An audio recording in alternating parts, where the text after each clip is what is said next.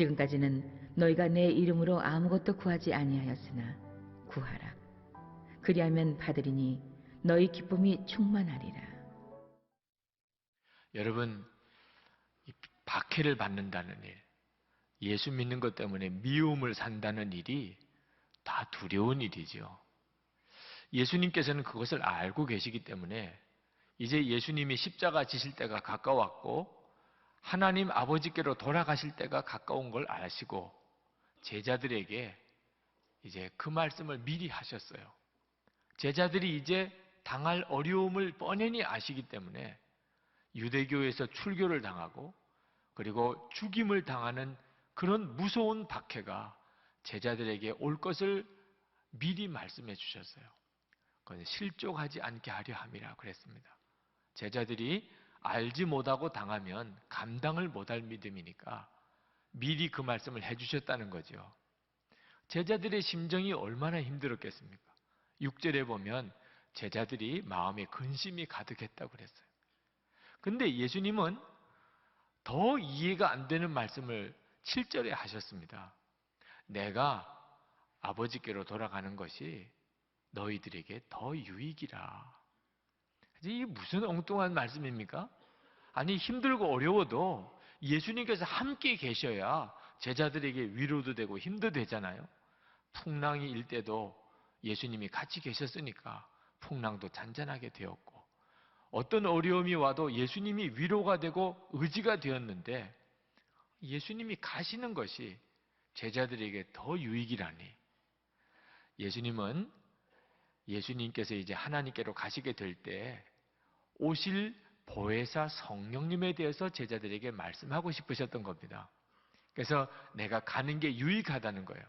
성령님이 오시면 예수님이 우리와 함께 계신 것과 같은 것이고 육신으로 계신 것과 영으로 계신 것과 차이만 있을 뿐이지 예수님이 함께 계신 것과 같은 것이고 또 예수님이 육신으로 계신 것보다 훨씬 더 큰 역사를 행하세요.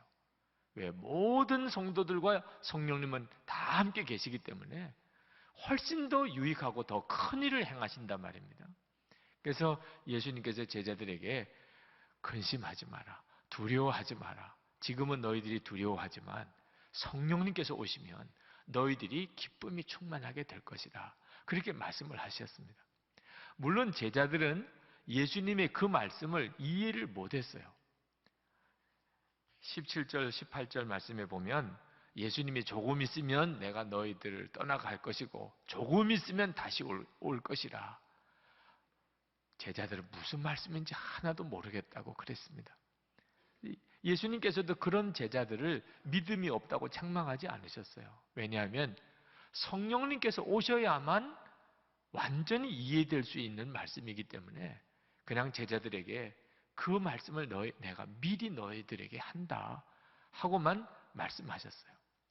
그러나 제자들이 성령을 받고 난 다음에 오순절 마가다락방에서 그들이 성령을 받습니다.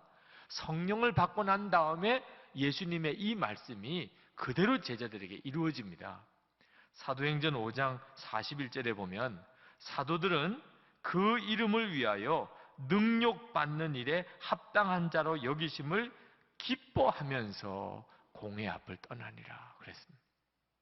핍박을 당하고 감옥에 붙들려 가는 일이 오히려 너무 기뻤다는 거예요. 세상에 어떻게 이런 일이 생길 수 있습니까? 성령께서 임하시고 난 다음에 그렇게 된 거예요. 성도 여러분, 우리 가운데, 우리 안에 성령님께서 와 계십니다. 그 성령님은 보통 놀라우신 능력이 아니세요. 어떤 핍박과 환난 중에도 이것이 내가 정말 가야 될 길이라면 그러면 감당할 수 있는 기쁨을 성령님이 주십니다. 내가 정말 가야 될 그 길이라면 하나님은 갈 수 있는 힘을 주시는데 기쁨을 주시겠다고 그러셨어요. 20절에 너희는 근심하겠으나 너희 기쁨이 도리어 너희 근심이 도리어 기쁨이 되리라. 21절 22절에서 이 성령님이 주시는 기쁨을 해산의 고통에 비유하셨습니다. 여러분, 산모가 이제 아기를 낳을 때가 되어서 산통이 오면 너무너무 고통스러워하지요. 그때는 남편도 미워 죽겠다고 할 정도로 아프다고 하는데, 그렇게 산모가 막 고통스러워할 때 그 부모나 남편이나 주위에 있는 친척들이 어떻게 합니까? 마치 중환자실에 입원한 환자처럼 봅니까? 물론 산모의 고통을 충분히 이해하지만, 그러나 마음으로 기쁨이 있잖아요. 이제 조금만 참아요. 조금만 더 힘을 줘봐요. 이제 곧 아기가 태어날 거예요. 그죠? 분명히 산모는 죽겠다고 하는데 주위에 있는 사람들은 마음으로부터 기쁨이 일어나고 있는 거죠. 그리고 실제로 아기를 낳고 나면 그렇게 고통스러워하던 산모도 아기를 받아들고는 그렇게 감사하고 기뻐하잖아요. 성령이 우리에게 오시면 우리가 하나님의 기뻐하는 뜻대로 살다가 고난을 당하고 핍박을 당하는 일이 혹 있어도 그런 기쁨으로 우리 가운데 역사하신다는 거예요. 성령님이 임하시면 이렇게 된다는 겁니다. 성도 여러분, 혹시 여러분 중에는 십자가 고난은 너무너무 부담되고 무섭기만 하신 분이 있으시지요? 내가 예수를 믿기는 하지만 십자가 고난을 당하는 길은 나는 도무지 갈 자신이 없다. 그런 분이 있으실 겁니다. 그래서 나는 왜 믿음이 이 정도밖에 안 될까? 여러분 너무 상심하지 마시기 바랍니다. 왜냐하면 여러분도 놀랍게 변화될 것이기 때문입니다. 왜냐하면 모든 성도들에게 성령님께서 다 오셨어요. 성령님께서 오시지 않은 사람은 신앙생활 할 수가 없습니다. 그 성령으로 충만하시게 되면 지금은 고난당하고 핍박당하는 것이 두려울지라도 확 변해버리고 맙니다. 그 안에서 주는 놀라운 기쁨을 경험하게 돼요. 여러분, 성령을 받는다고 하는 말은 하나님을 관념적으로만 믿다가 이제는 체험적으로 하나님을 알게 된다는 뜻입니다. 우리가 다 하나님을 믿는다고 하지만 실제로는 하나님이 얼마나 크신 하나님인지, 하나님이 얼마나 경외로운 분인지를 잘 몰라요. 그러니까 하나님을 믿는다고 하면서도 어떤 때는 하나님 앞에 도무지 할 수 없는 말을 툭툭 내뱉기도 합니다. 어떤 때는 하나님께 불평도 하기도 하고, 어떤 때는 하나님께 원망도 하기도 하고, 어떤 때는 하나님이 계시기는 한 거야 이런 식으로 말하기도 하고, 하나님을 경험하지 못했기 때문에 그러니까 그렇게밖에 말을 못하는 거죠. 근데 살아계신 하나님을 경험하고 나면 그러면 완전히 달라져 버려요. 이사야 선지자가 성전에서 하나님을 경험하고 살아계신 하나님, 영광스러운 곳 하나님의 보좌를 보고 난 다음에 그는 기절초풍했습니다. 그리고 제일 먼저 두려웠던 게 자기 입술로 함부로 말했던 거, 함부로 말.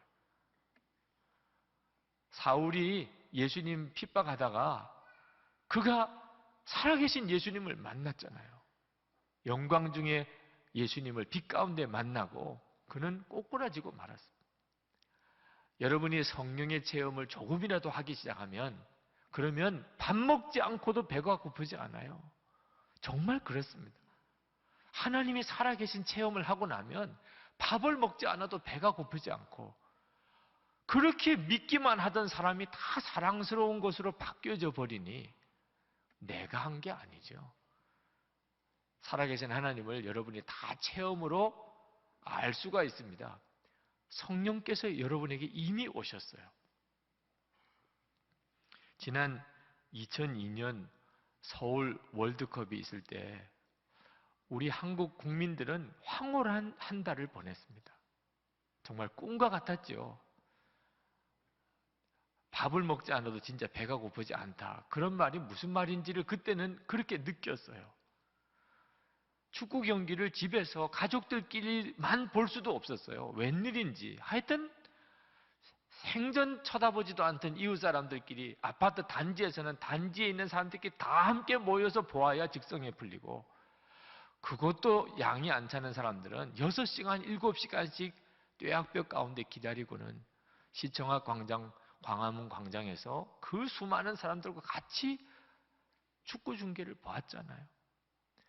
시합에서 이기고 난 다음에 젊은이들이 그 기쁨과 열정을 감당할 수가 없어서 밤새도록 거리를 경적을 울리면서 돌아다녀도 누구 하나 싫어하지 않고 탓하지도 않았습니다. 그렇게 기뻤어요. 그냥 길거리에서 만나는 사람이 한국 사람이라면 그것만 가지고도 그렇게 사랑스럽고 자랑스럽고 우리 민족의 자존감이 그처럼 뜨거웠던 적도 없었지요. 생각해 보면 신기할 일이잖아요. 축구 경기 하나 가지고 온 국민이 이렇게 기쁠 수 있었냐 말입니다.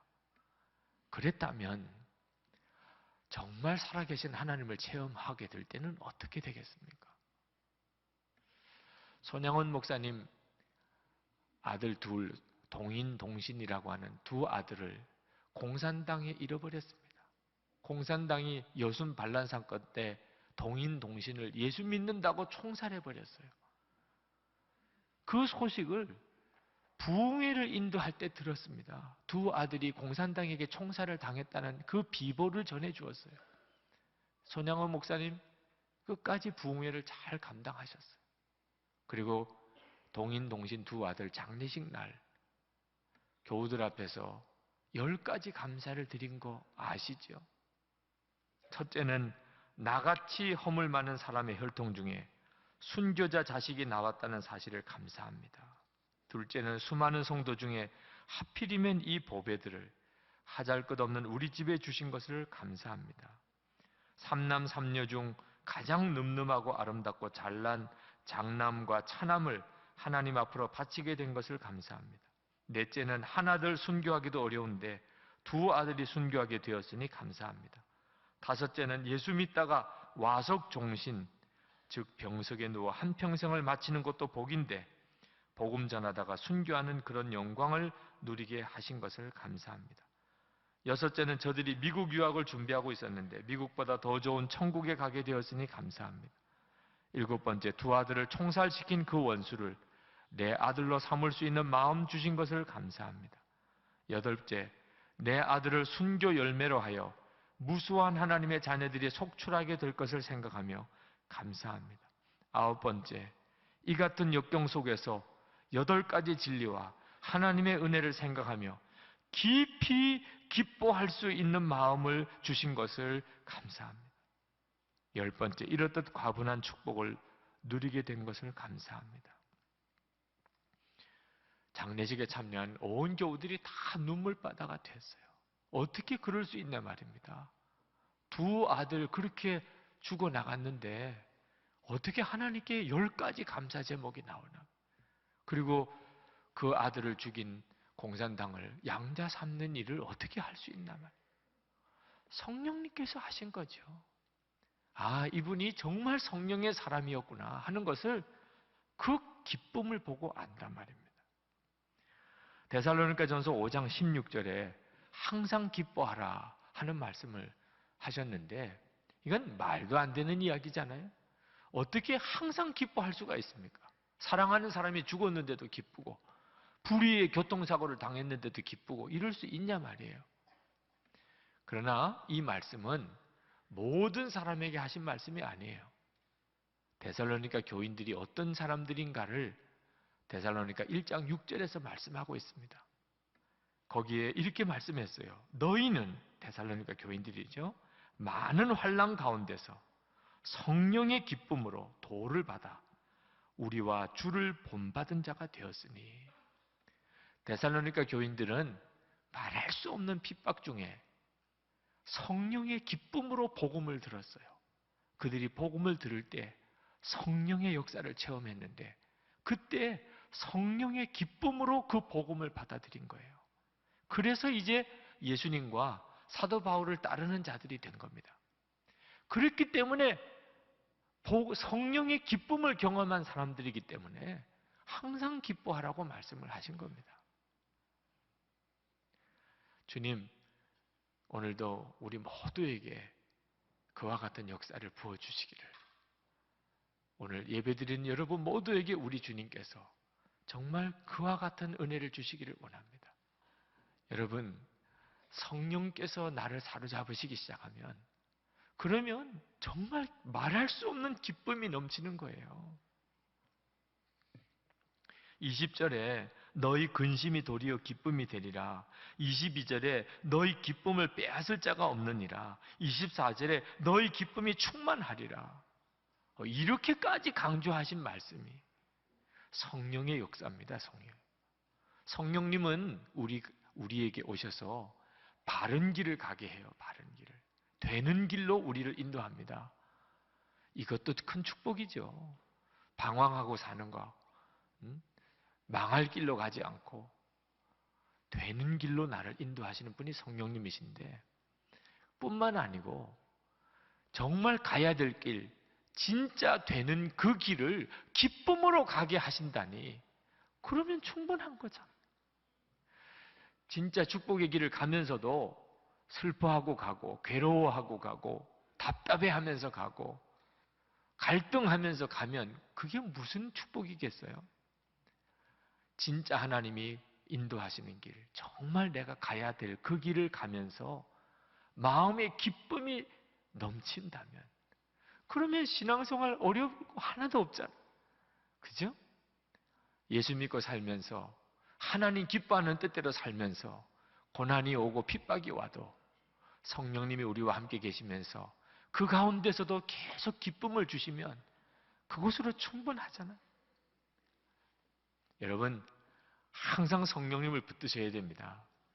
지난 주일에 예배가 다 끝나고 이제 우리 재정위원장님께서 이제 교회 재정 보고를 해주셨어요.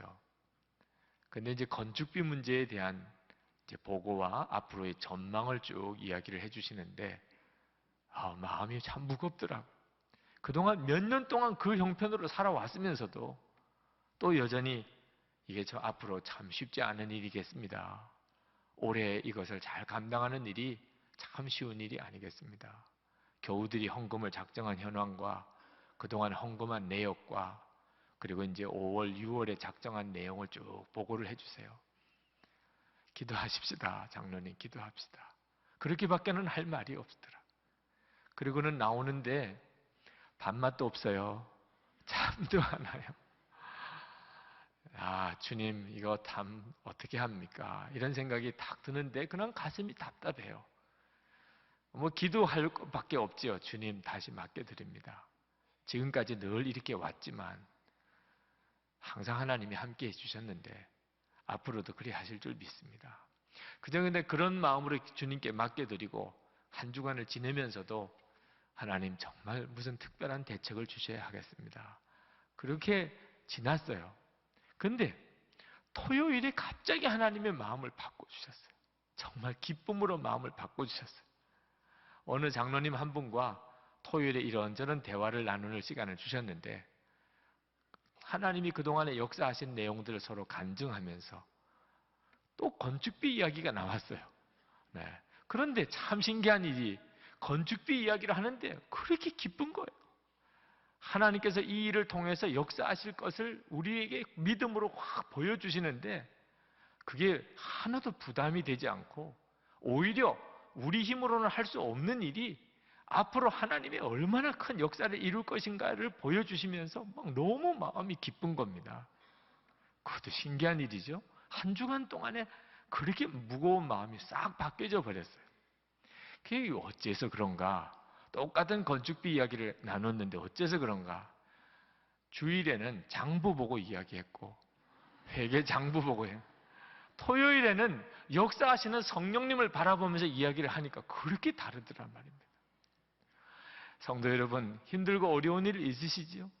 인생을 살아가고 하루하루 믿음의 길을 가지만 우리에게도 부딪히는 수많은 어려운 순간이 옵니다. 어떤 때는 정말 죽을 것 같고 도무지 해결의 길이 없을 것 같은 순간을 보지요.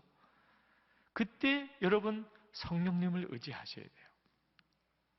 사도 바울 일행이 에베소에 가서 전도를 하는데 이 사람들이 먼저 예수를 믿고 있어요. 얼마나 반가운 일이겠습니까? 그런데 예수를 믿기는 믿는데 다 얼굴이 우중충한 거예요. 기쁨이 없어요. 능력이 없어요. 생기가 없어요. 그래서 사도 바울이 금방 눈치채고 여러분 예수 믿을 때 성령을 받으셨습니까? 그랬더니 아니나 다를까 우리는 성령이 계시다는 것도 모릅니다. 아볼로 목사님, 아볼로라고 하는 사역자가 에베소 교회에 말씀을 가르치고 했는데 이분이 참 성경을 많이 아는 그리고 신실하신 분이에요. 그렇지만 성령 세례를 받지 못한 분이었습니다. 그러니까 에베소 교인들에게 성령에 대해서는 아무것도 가르치지를 못했어요. 그 예수를 믿기는 믿지만 능력이 하나도 없었던 거죠.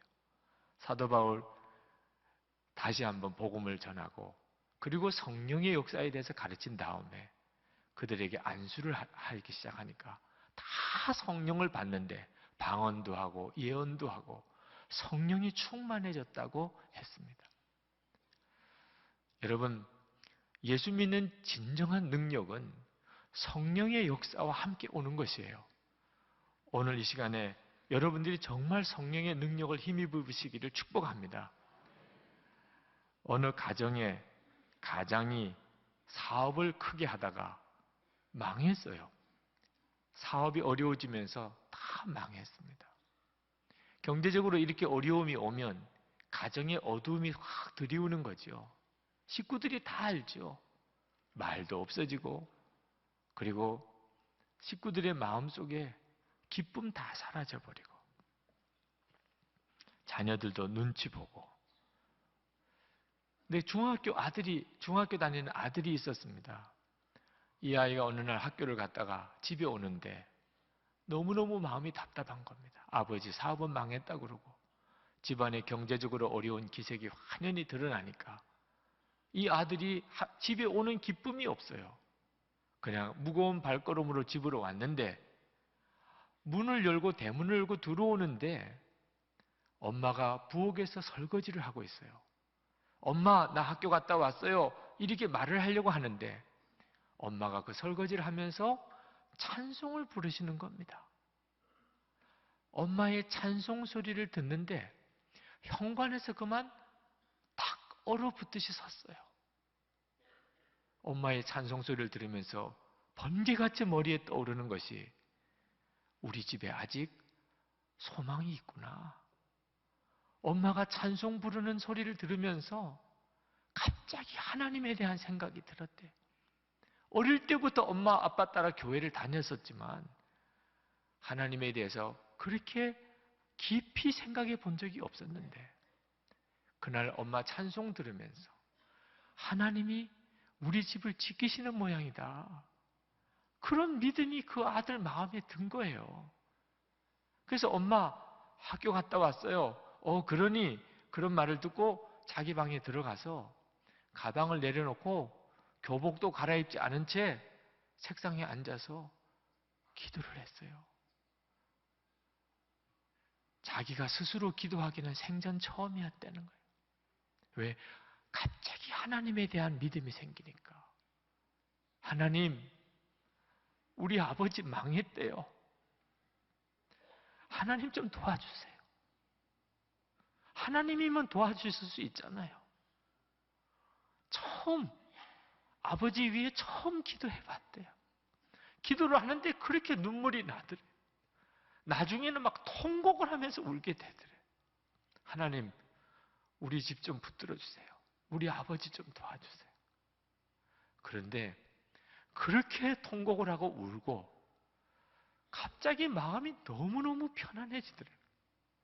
학교에서 집에 올 때는 그렇게 마음이 무거웠는데 마음의 근심이 다 사라져 버린 것 같더래요. 방문을 열고 나오니까 집안 공기가 다 달리 느껴지더래요. 엄마는 찬송을 하지요. 아들은 얼굴 표정이 바뀌었죠. 그 가장되는 남편 되시는 분이 살 것 같은 거예요. 사업은 망했는데 집에 들어오면 기쁨이 있는 거예요.